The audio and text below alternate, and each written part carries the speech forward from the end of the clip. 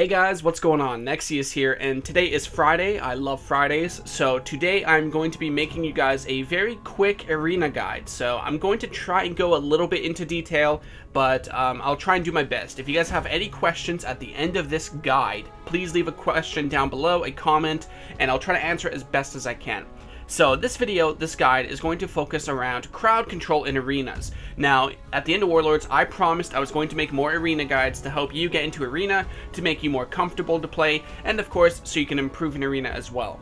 So in this guide, let's talk about crowd control, what it does, what it means, how it works, and let's also talk about crowd control chains, also known as CC chains. So crowd control in this video, I will mostly refer to as CC. So that's basically what it stands for. So, first of all, every member of a team is responsible for using crowd control abilities on enemy players to gain an advantage. A crowd control ability is an ability that prevents the target from acting, including damage, healing, or even using an offensive or defensive cooldown. For example, you can crowd control the enemy healer to prevent them from healing, allowing you to apply offensive pressure.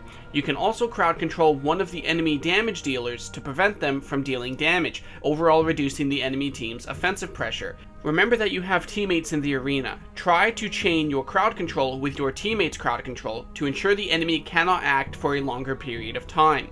For example, in this gameplay I'm about to show you, I am queuing 3v3 with a Shadow Priest and Restoration Druid, and of course I am playing a Windwalker Monk.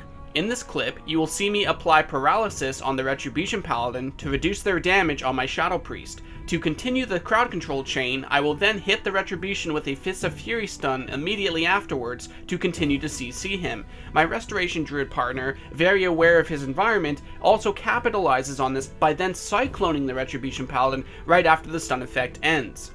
After cycloning the Retribution Paladin, the pressure from the enemy team is very low. This allows my Restoration Druid to go offensive and apply CC to their enemy healer, to prevent healing on our kill target, which is the warrior in this game here. As soon as the Restoration Druid is free from that cyclone, my Shadow Priest partner capitalizes on this by then silencing him so he cannot act even longer. Now me, seeing this opportunity and seeing this CC chain on the healer, I quickly head over and continue the CC chain by applying a paralysis to him after the silence effect. Incapping right here. When he comes in range, I'll stun. Okay. Stunning. Cyclone the red. Cyclone Druid. Alright, there's a defense about a warrior. Cyclone Druid. Alright, I'll incap out of that. Incapping. Okay. Now lock.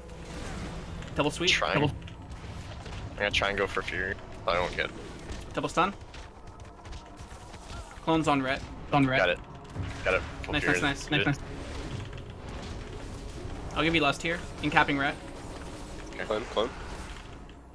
Doing this long CC chain with my teammates and coordinating our CC not only reduced the damage from the enemy team, mostly hitting the Retribution Paladin, but also allowing my healer to be offensive with his CC, but also because he was able to be offensive with his CC, he was able to capitalize on a CC chain on the healer with his Cyclone into a silence into a paralysis, which then prevented him from healing the warrior for a long period of time.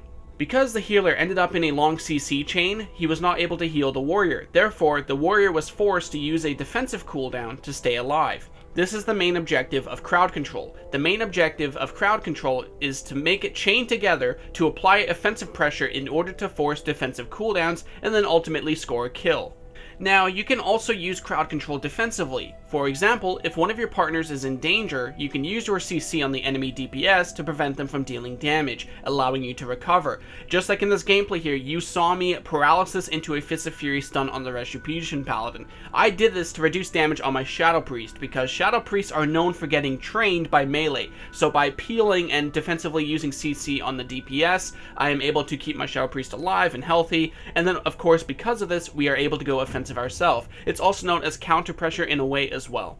Additionally, if you see offensive cooldowns being activated, CCing that target with the cooldowns active will cause them to be unable to act, wasting precious seconds of their cooldown. For example, I'm a Windwalker Monk. You may know that Windwalker monks do incredible burst damage during Serenity. Serenity, however, only lasts 8 seconds, so when you see a Windwalker monk activate Serenity, you only need to CC them for like 8 seconds to completely waste their Serenity cooldown. A single polymorph or hex will basically cover the majority of its cooldown. If it does not get dispelled, of course, Serenity is basically wasted.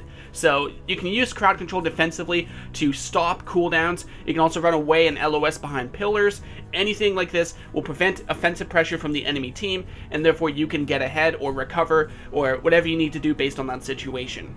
Now keep in mind that when you do CC chain with your teammates, that there are different schools of crowd control. For example, we have stuns, fears, incapacitates, roots, snares, and much more. What this means is that if you apply a crowd control from one of these schools, any crowd control ability from that same school will have a reduced effect for 15 seconds. This is known as diminishing returns, or what many players refer to it as DR. For example, if I were to stun a target with Fists of Fury or Leg Sweep, any other stuns on that target within 15 seconds will have reduced duration. So for example, Fists of Fury lasts 4 seconds, Leg Sweep lasts 5 seconds. If I were to Fists of Fury, it would be for the full 4 seconds. But if I were to Leg Sweep within, say, the 15 seconds of diminishing returns, it would have a reduced effect. So instead of stunning for the full 5 seconds, it might stun for, say, 3 seconds. So that's basically how diminishing return works.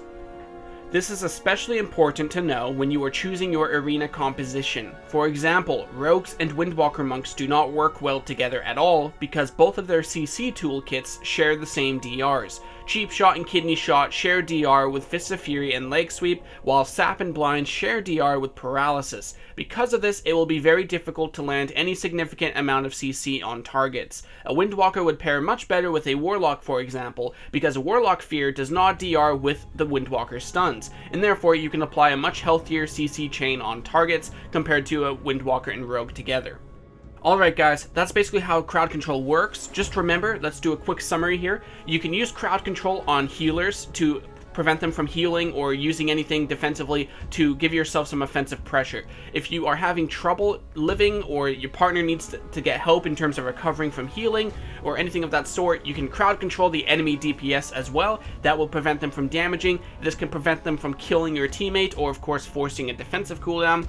Because you crowd control them, your, let's say, warrior doesn't have to use Die by the Sword, so it's a good way to prevent having to use major cooldowns. It's a good way to prevent from dying. It's just great overall. Keep in mind again about the CC chains. For example, Windwalker and Rogue don't work very well, but Windwalker Warlock does. Windwalker Mage, because Mage is so powerful, you can still work with a Mage. Paralysis does DR with Polymorph, but you don't really have to Paralysis random stuff. You just have to be very selective with your Paralysis. For example, let's take a look at this diagram. I am queuing Windwalker Mage Restoration Druid. We are facing an enemy team which is a Rogue, Mage, and either Discipline or Holy Priest, whatever you want to pretend. So what we have here is our job is to kill the Rogue. They die very easily right now, so we want to kill the Rogue. So the way we can do this is by locking down the Priest and Mage so they cannot save him, whether it's using CC to stop us. For example, the enemy Mage might try to polymorph me or my Mage so we cannot do damage. Just enough time to allow the priest to get out of a clone to then keep the rogue up and alive, or possibly to use pain suppression or something like that. So what we need to do here is first set up our CC. That way we can go after the rogue. So the way we're going to do this is I can either paralysis the mage or I can paralysis the rogue. Either way, it's going to help prevent one of them from kicking my mage when he goes for a polymorph. So what's going to happen is once I paralysis one of them, my mage is going to try and polymorph the enemy mage. That way the enemy mage will sit in a polymorph for a long time and he will not be able to stop us from doing any damage. Now while me and my mage are working towards this, my Resto Druid will be going around the pillar, for example, and he's going to bash clone the priest so he cannot pain suppression the rogue, he cannot psychic scream me and the mage to stop DPS, he cannot do anything. So my Resto Druid's job is to set up CC on the priest while me and the mage set up CC on the enemy mage. Now, once we get both the mage and the priest under CC, the rogue is left alone to fend for himself. Now, the way we go about killing here is we don't want the rogue to pop anything. No evasion, cloak of shadows, vanish, nothing. So what we need to do is we need to leg sweep or fist of fury him so he cannot use anything while stunned. What this will do is it will not only prevent damage reduction coming out from the rogue, or the CC, say on the priest, will prevent a pain suppression for damage reduction. We can do full damage to the rogue, so I will stun him, and after my mage has the enemy mage locked down, he can then cast, say, a glacial spike for a massive amount of damage on the rogue, and I can finish him off with Fists of Fury and Windlord. So that's basically how CC plays a role into scoring kills, or at the very least, trading cooldowns. If you can't kill the rogue in this situation, you might force out a trinket from the priest, or a trinket from the major rogue. You may force out a quick trinket evasion, anything like that. So basically, setting up CC like this is going to put you ahead by either trading cooldowns from the enemy team, or even better, killing one of them right away. So that's basically how CC plays out in Arena, and that's why it's so important. I hope this guide was very useful for you guys. I hope I did a good job explaining how CC works.